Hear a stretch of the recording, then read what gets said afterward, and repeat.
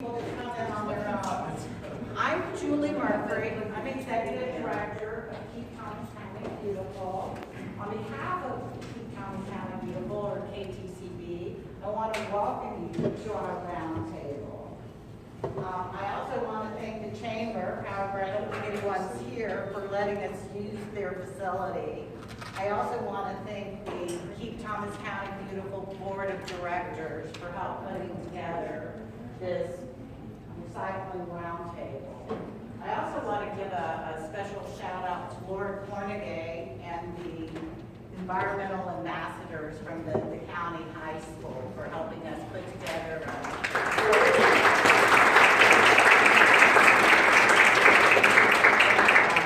appreciated.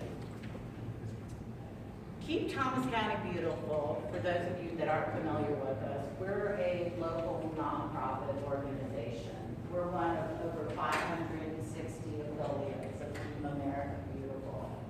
Our mission is to inspire and educate individuals to take action every day to improve and beautify our community environment. We have three main focus areas: litter prevention, reducing waste, which includes improving recycling, and beautification of public spaces. But today, we're going to focus on recycling.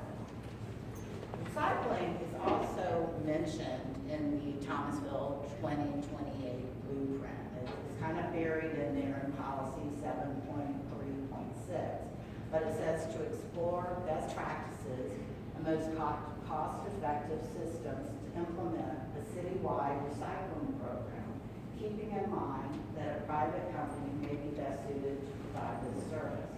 Implement a citywide recycling system. And the time frame that was given was 5 years. We're hoping tonight we can get a jump start on that conversation. Now, I'd like to introduce, and I've been spending too much, Sally Bowman. Sally is our board chair, and she'll tell you a little bit more about what we'll be doing during the roundtable. Thank you. Before we get started, I have some people I'd like to introduce. First of all, the people who made this possible are Keep Thomas County Beautiful Board. So if you're on the board, please raise your hand. We're a small board,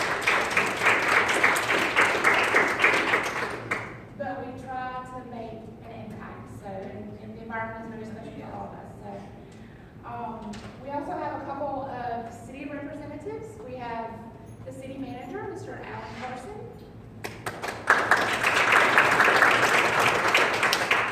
We have Mr. Chris White, the executive director of public utilities. We have city council member Terry Scott. And from the county, I think you may be the only one, Tony. Okay. Tony Botterford, who's also on our board, is Director of Public Works for the county, so we'd like to have him here in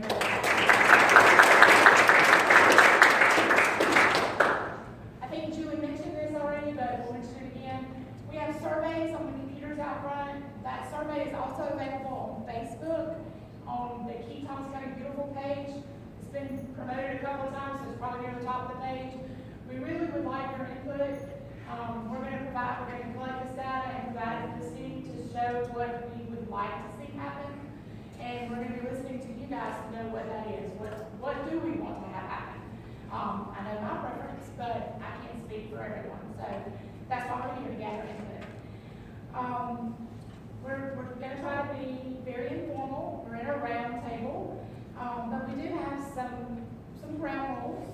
First of all, we are recording this meeting, so don't think you're going to be able to say something rude and get away with it. And I hope we all know that we need to be civil anyway, but let's please be civil and polite. And then we also would like, if you do stand up to say a comment or ask a question, to say your name and whether you live in the city or the county, because that may help kind of guide the direction of the answer. We need you to limit your comments to 3 minutes each, because we don't want any one person to take over the conversation. And I think Artie's going to comment on this also, but we're a nonpartisan organization. We do have candidates for city council here, but we need to be nonpartisan, and we're not gonna turn it into a political forum, so just keep that in mind. And I hope that you all learned some things tonight. I hope we learned some things tonight. I hope the city and the county are able to take some things away from this and see what happens moving forward. But, if you learn something that you didn't know, that is striking to you, and it means something important to you, don't hesitate to reach out to your city or county representatives. They need to know what you're thinking on a personal level. If it has some impact to you on a personal level, let them know that. So, before we open the conversation, I'm sure that some of you have wondered why we did this now. China stopped buying contaminated recycling 2 years ago, and we've had, not just here, but in the United States, we've had a problem with finding a buyer for our plastics and our glass and our cardboard. I think cardboard's going pretty well, but other things we're having a hard time finding a buyer for. And we're all environmentally driven because we wouldn't be here if we didn't have an environmental conscience, but there's still an economic impact driver as well. So we have to be aware of that. So if you think that the future of recycling is bleak, why are we here? There was a post on Facebook that's popped up here a couple of times if anybody's been watching this, that showed a container of recycling going directly to the landfill. And it prompted a huge outcry response on Facebook, because everybody likes to comment on Facebook. But somebody somewhere said that all of our recycling goes directly to the landfill. Well, that's just not true. As a community, in 2018, we recycled 511 tons of recyclable materials. That's a pretty big number. That's over 1 million pounds. But if you think about the fact that we collected 867 tons of recycling at our collection sites, we dropped 356 tons. That's almost 41% that the good people that wanted to recycle tried to recycle and it wasn't able to be recycled.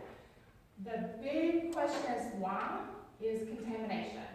And contamination could be anything from plastic bags and food to glass and broken glass. We can no longer recycle glass because there's nowhere to take it.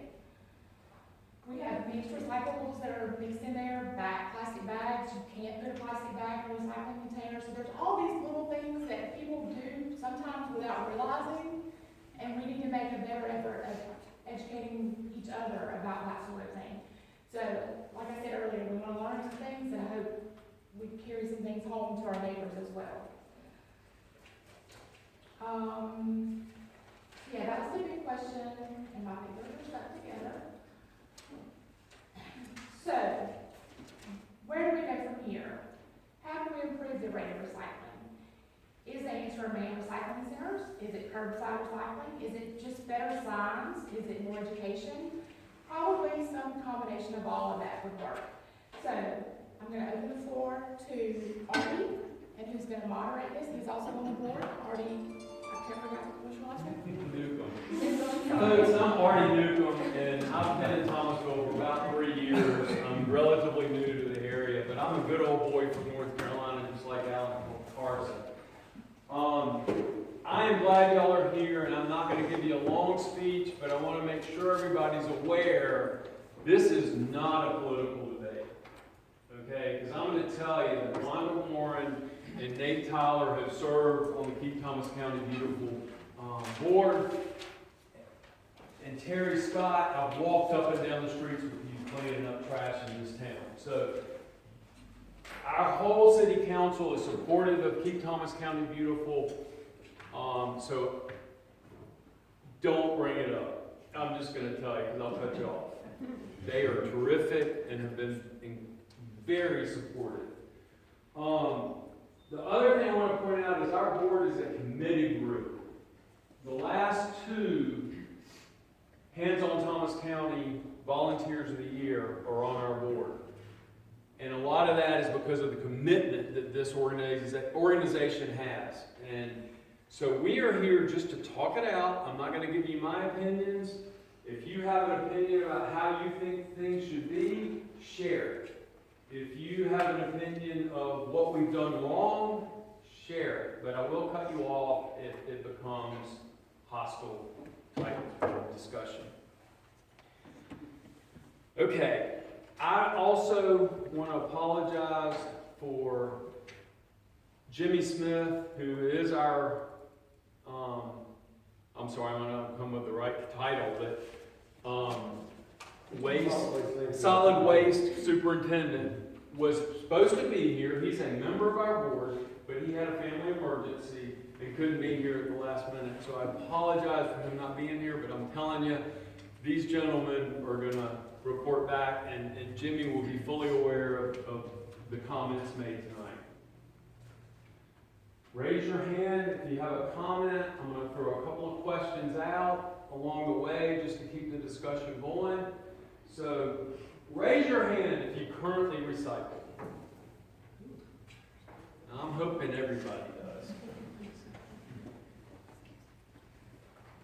Raise your hand if you're just not aware of how to recycle. Where to go, what to do. And that's okay too, because it's... And now I'm going to step into it. How many people think that our recycling material just goes to the landfill? All of it. Well, we acknowledge that some does. And most of it's because of contamination. But how many people really feel like that's a problem in Thomas County? That the recycling, like you take your time to go fill up the bin, and then it just goes to the landfill. And now I'm going to ask for comments. Raise your hand, I'll recognize you, and you can comment. Joe. A couple months ago, there was a person that was there, very polite, and he would talk to you about what went in what bin, and that was helpful for those that don't know what goes in what bin and what plastics are accepted. So could we do that for a period of time and help educate the group who are recycling? Okay, so I think not putting words in your mouth, you're talking about manning the recycling center. Yes. Which the county does at this point, but the city does not. But maybe, and I know, I'm going to agree with Joe that for a time period, I don't know the details of it, they had employees who, let's say, needed work that they maybe had a sprained ankle or something, or they weren't able to go out and do their regular job, and they would man the recycling center just to help people and inform them of what could be recycled. So, good comment. Anybody else? I've got a question and a comment. The comment is not directly on the subject, but I've noticed that a whole lot of stuff in the store is now become number 5s. Instead of 1s and 2s. A lot of containers that used to be 1s and 2s are now 5s, and we don't take 5s, so I don't know if we can get the ability to sell 5s. Then the question about the subject you were just bringing up is, how is it determined that a bin has to be thrown away? Is it gone through, or you just look in there and you see one dirty bag, or how is that determined? Yeah, I can't answer officially, but I can tell you that one of the problems with contamination is not just the type of plastic that's thrown into the bin, but dead animals, dirty diapers, various garbage, I'm going to say animal waste. Yeah. Yeah, furniture, just various things that are in there. And again, not making an official comment, but many times it is, like you said, it's a visual, what's in here, is it worth sorting? There's an article in the paper, you got the impression that there was a plastic bag in there, you're going to throw out the whole thing. I was gonna But say- there's always plastic bags in there. But that's a great point. If you're recycling plastics and you put it in your plastic garbage bag, then that is not recyclable. And it presents a problem to the people who have to sort the material, that they just don't know what's inside that bag. And so you should not put plastics or anything else in the plastic bag. The only exception I'm gonna make to that is probably the shredded paper, because that would be a real mess if you shredded your paper and just dumped it out, okay? So, but that's a specialized piece. Already, Ann McCuddy, I live in the city. Can the board talk to what their efforts are in regards to learning what other counties do? Because I know Jefferson County, for instance, I know it's Florida, but they do glass and hazardous and things like that. So I'm assuming there are surrounding counties. What are the efforts that the board's making to sort of learn, well, how do these people do it? I think that's a good question, and you know, I've talked to some people who take their glass down to Tallahassee, because Tallahassee still accepts glass. What I can tell you from my experience in talking to people is that various communities, depending on how their recycling is done, typically they may have a private group that's doing the recycling or not, but maybe the city, the county, whatever it is. But many are running into the problem that once their current contract runs out with whoever they're working with, then they have to find a new source because the companies are not renewing the recycling. So what I would tell you, and I'm not saying this is actually true, but let's say a community that's accepting glass right now, they may not be accepting it in 6 months. And a community that is, let's say has a really good contract to do curbside recycling, they are suffering the same problems we are because of contamination within the curbside recycling.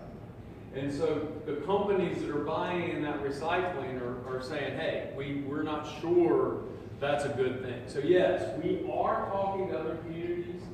We are communicating with as many people as we can, following reports, and Keep America Beautiful is our parent organization, and they are staying in touch with us about what is going on in other parts of the nation.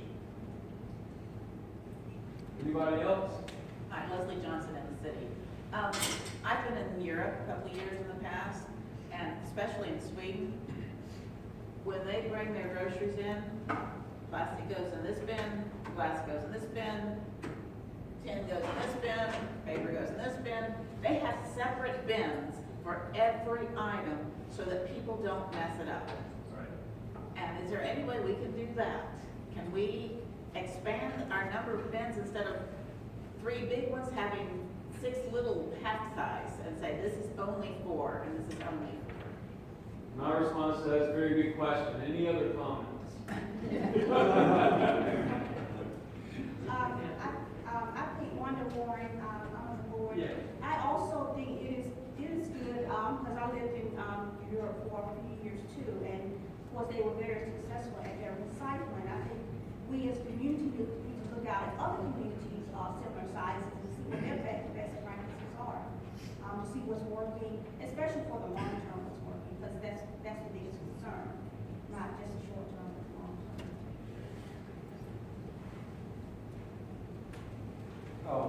Obviously, other cities are doing curbside.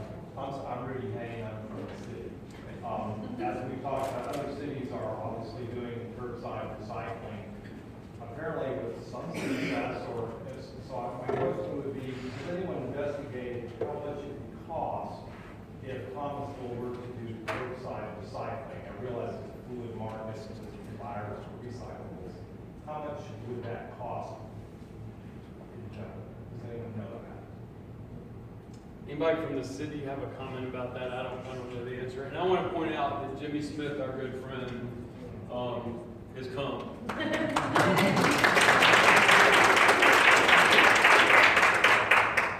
So could you repeat the question that we were? Sure. Jimmy gave us? Sure.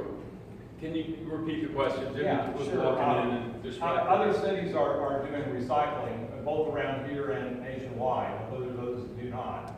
So my question would be, if Thomasville were to decide to do curbside recycling, how much would that cost, do you think? I played with some figures actually a couple of weeks ago. Currently we have about 7,000 customers, or 7,000 backdoor customers in the city limits. If we can get half of those to recycle, about 3,800. That's the number I played with. you would actually have to pay $15 a month for it to be sufficient at the service. Of course, we would push that out of the mandated service throughout the city, that would be roughly half of that, so those $7 a month when everybody's Is that- billed. Is that saying getting rid of the backdoor service and just doing the recycling service? Cause that would be, I feel like, better in the long run. I mean, the trash, go to the trash one way or the other, if the trash can's full, they're supposed to come and get it, but the recycling, that would actually help people recycle, it might make it more easier and. Yeah, the backdoor service for recycling, that would be 2 containers. But I think she's asking. Yeah, I understand, Yeah. yes. Right. Well, it's better to rule of that. So if I'm understanding right, you're saying if it was an elective service where you could or could not recycle, it'd be $15 per household. If If you it was could- mandatory, If you could get half the customer base. assuming 50% participation. Yes. If it was mandatory, and it was just added into your utility bill, it would be probably $8 a Correct. household. On top of what you're already paying. Could you add the county to that? The people that are outside the city limits who It would only be, have. at this time, it would only be a city limit service. I'm Susie Wong, I live in the city, and I appreciate the backdoor service, very nice. If you had that option of, different bins or whatever, how do you fix the problem of still not having a place to take glass at the city limit? So if we send our glass to the, to the curb, if you still take it to the landfill, what difference does it make? There's nowhere else for it to go. Right, That's it. So we wouldn't be recycling glass, we'd be recycling paper, cardboard, plastic. So it's still a matter of educating everybody what. Exactly. Education, And then our- education and awareness would be the key to success to this program. So, Just, the economics of recycling, it used to somewhat cover some of the costs, but now, our expenses for that program are around $150,000. Year to date, we're probably in less than 20. With revenues, you can see, it's taken a pretty big, loss of operation, just to manage. I'll tell you, where I spent most of my career, we had separate containers for recycling. It was a 96-gallon container. We picked it up every other week. We had a 96-gallon container for trash. We had a 96-gallon container for yard waste. And we were paying, when we started that process, we were paying about $15 per ton, I think it was, to deliver. And then as the crisis began to go, when I left Lexington, we were paying $78 a ton and hauling 60 miles one way. Now, these trucks are not made to haul 60 miles one way, and we have 7 trucks when everything's operating. So you're taking a truck out. So trucks are roughly $450,000 to $500,000. So, it really gives the government a really difficult problem to handle, because sanitation itself, as we know it today, with the backyard pickup and everything, as I review our budget, we're about $422,000 in the hole. So we add on top of that another in the hole service, and you can see why we really struggle with how to handle all of our issues here as we try to balance this budget and go forward with it. So.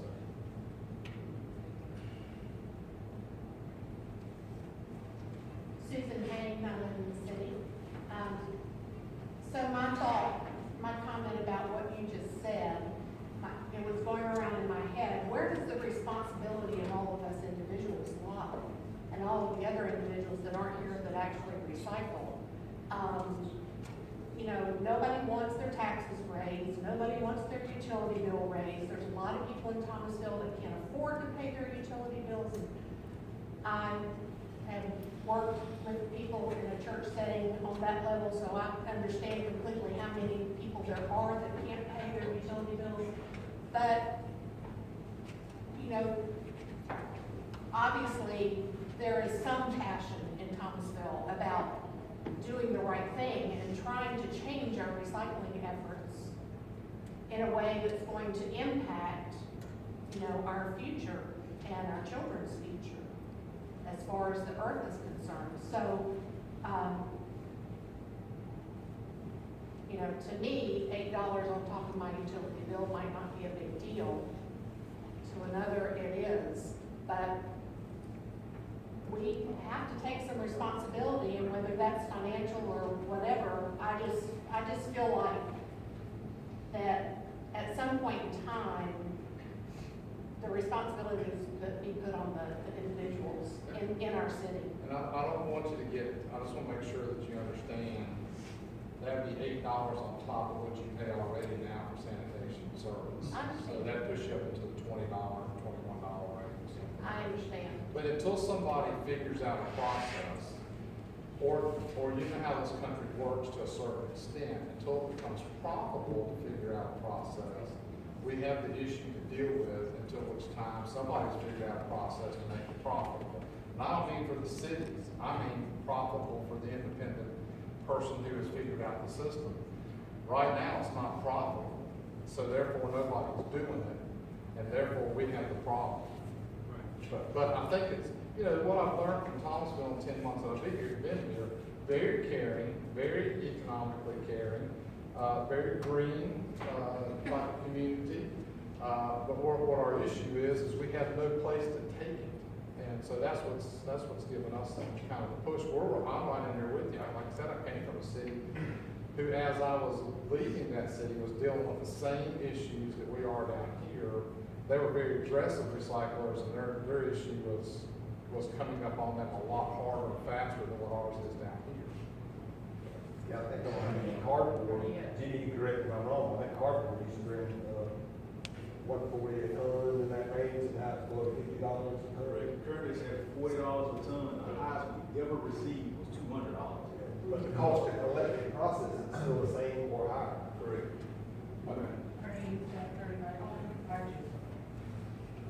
Iman Stinson, a city resident, and my question is about plastic recycling.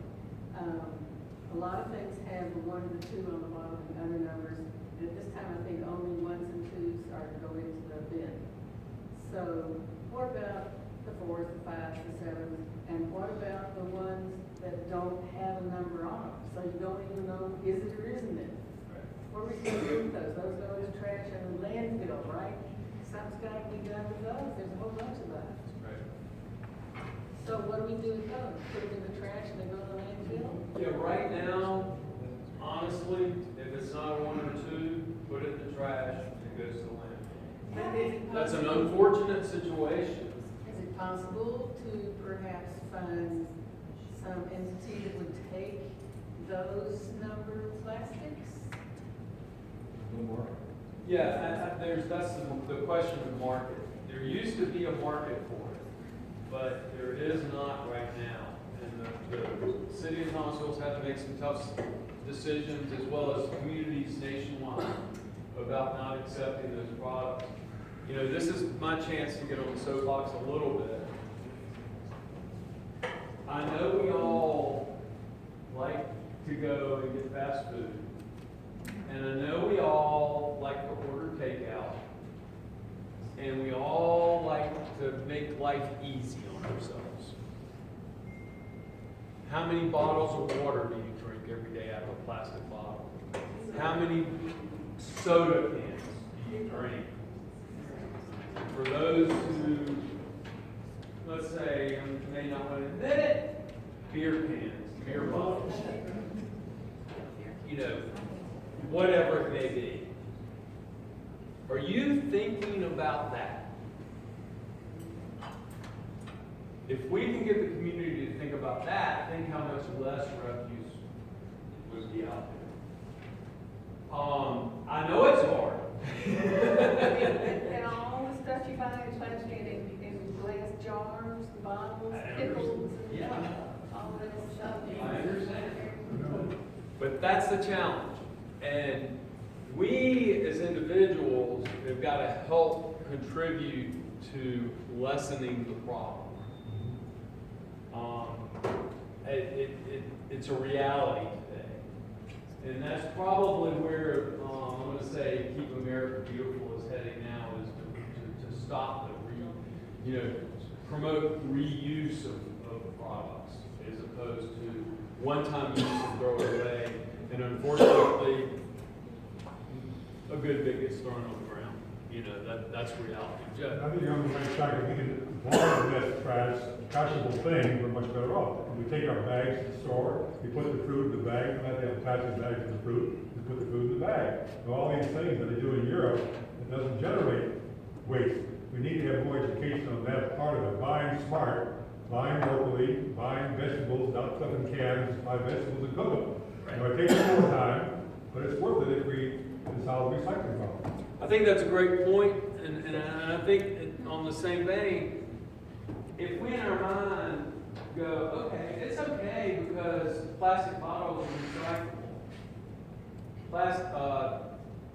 Aluminum cans are recyclable, so I'm not contributing to the problem because I'm using recyclable materials.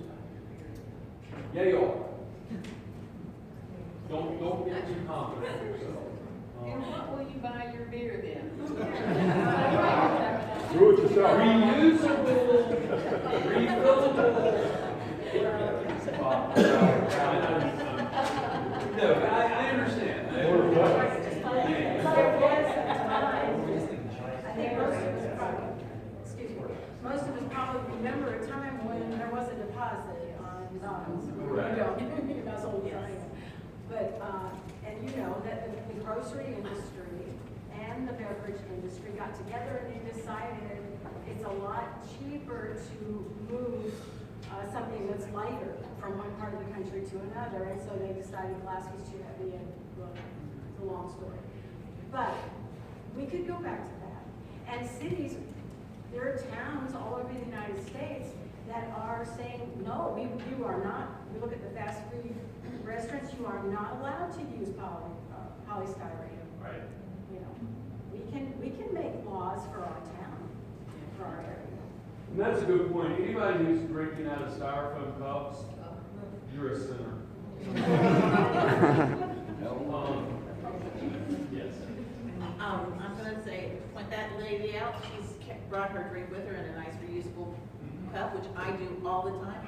I even bring my own fork when I go to a restaurant that has plastic forks. Absolutely. Because I know I can take this home and wash it and I don't have to throw it away. Good And the point. final straw. Good. Julie's got something to say. Well, and it's really all about reduce, reuse, recycle, or I've started adding really a fourth R. It's refuse, reduce, reuse, and then recycle. Where I like to challenge to the buying habits, the city, the county, our school systems, our larger businesses, where it really makes an impact. I mean, together we can all make a difference, and everybody doing their part does make a difference. But if we can capture, you know, the buy consumer habits of some of our larger businesses and government entities, lead by example.